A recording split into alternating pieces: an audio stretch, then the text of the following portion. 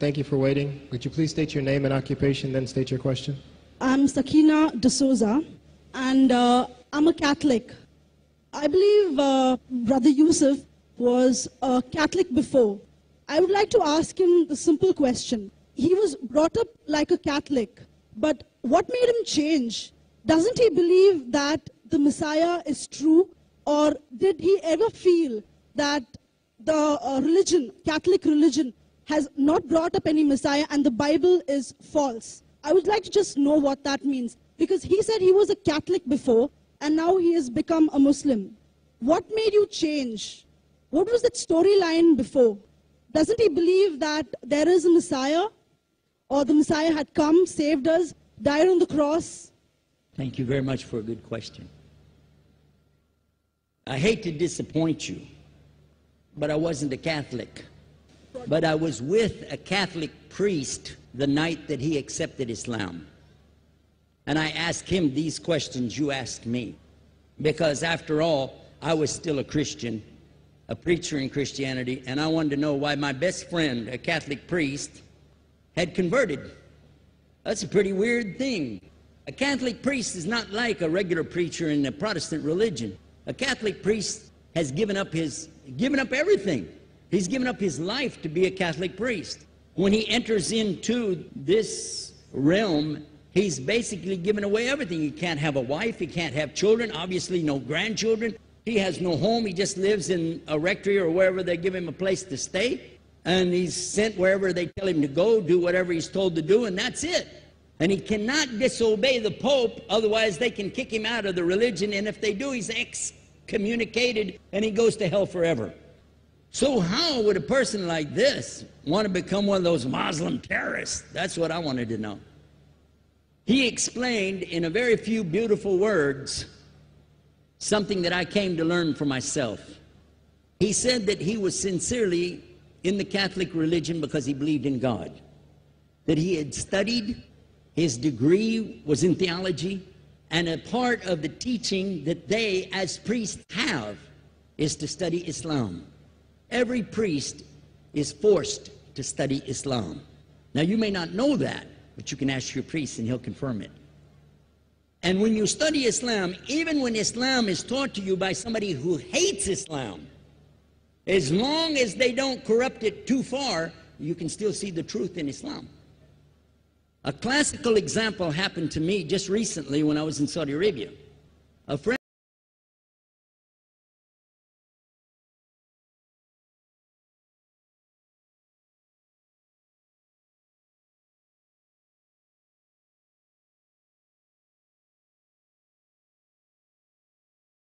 was true. He was true to the text of the words. Although maybe not getting all the meaning, he certainly was true to the text of the words. I was shocked when I read it. Have you seen it? You know what I'm talking about? Amazing. And listen to this. George Bernard Shaw, for instance, is one of many, a long list of people who read this and realized the truth of Islam. When people see the truth of Islam, it can change them if they want to be guided. If they want the truth, it can change them. You might think, I'm a Catholic, I'll never be anything but a Catholic.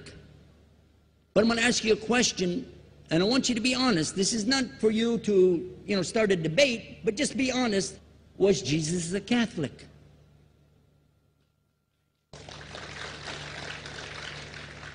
And it's not open to debate, so there's no point in opening that up, because you know and I know he wasn't. The Catholic Church was in business about 300 years before Jesus was born.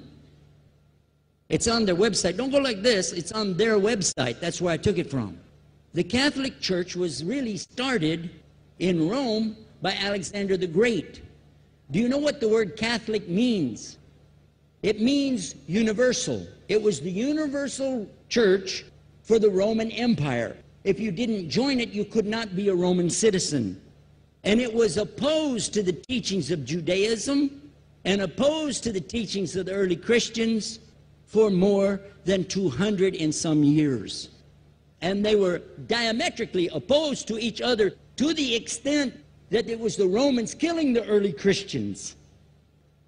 Now, if you understand that, and you go to their website and read, they didn't even take over Christianity until the year 325 AD. And when they did, they changed a lot of things, again, referring to their own website. But if you want to check it in Britannica or Americana or grow your encyclopedias, go ahead and read about the Catholic Church. When, in August of 325 AD, at the Nicaea Council, they took over, first thing they said was, let's change the date of the birth of Jesus to be the same date as that of Mithras, which was the god, one of the gods worshipped there, and also the sun god's birthday was the same day, December the 25th, believing it to be the shortest day of the year. And Constantine was a sun worshiper of Saul Invictus. Go to the website, read it for yourself. There are a lot of points, but not the least of which, even today, if you go in any Catholic church, and I have, you'll see so many portraits and statues and idols and images throughout the whole place, that for the one who's never experienced that, for a Muslim who knows about these images, he'll be like, whoa, a'udhu billah. Whoa, what's this? The first time I walked in a Catholic church, I was about 10 years old. I was shocked. I was shocked at the idols and statues everywhere, because in the Protestant religion, we were brought up to believe that the second commandment was just as important as the first commandment. The first commandment in the Bible, in Exodus, is the same as the first commandment in the book of Deuteronomy. It says, I'm the Lord your God that brought you out of the land of Egypt in the house of bondage. You know no other God beside me. Beside me there's no other gods. Thou shalt not have any other gods beside me. How many in this room agree with that commandment? Raise your hand. You notice the Muslims are raising their hand, because it means Ashhadu an la ilaha illallah. That's the first commandment for us as well. The second commandment you have clearly says, thou shalt not make any idol, any graven image of anything that creeps upon the earth, swims in the sea beneath, or flies in the air above. And I was sitting in a church one time, sitting there in the morning service, watching, the preacher talk, and they go on and on and on, and sometimes you lose your train of thought. I was looking. Whoa! On the front of the podium, there was a fish. A fish. For the symbol, make you fishers of men. It had a fish. I said, whoa. Then I looked up above his head at the big stained glass window, and it had a dove. And he had the olive branch in his mouth. The dove is flying, the bird, I said, whoa. And then I look over here, and there's a cross with a man hanging on it. And I said, wow, they didn't miss a single one. They got them all. Something walking on the earth, something swimming in the sea beneath, something flying in the air above. So look at these two things. Clearly, the first two of the 10 commandments, bang, bang, boom. Because if you said God is more than one, where did you get it from? When Jesus is talking to his own companions, and they ask him, what's the greatest commandment? Mark 12:29. Clear. The greatest commandment is to know, O Israel, the Lord your God is one God. And you have to love him with all your heart and all your mind and all your strength. And this is no different from what Prophet Muhammad ﷺ was saying, the same thing to his people. Same thing I mentioned in the lecture. This is certainly for us the same. So what you see is Muslims practicing the commandments, and you see people claiming the commandments but practicing something else. And I have seen more converts from the Catholic Church than any other of the many sects of Christianity, and especially from the nuns, priests, and even an archbishop. And all of them are better than me. Those guys and women that I see do this, they still sacrifice their whole life to get the true message of Islam, not only to you, but to Muslims as well, because we all need to know about it. But thanks for a great question.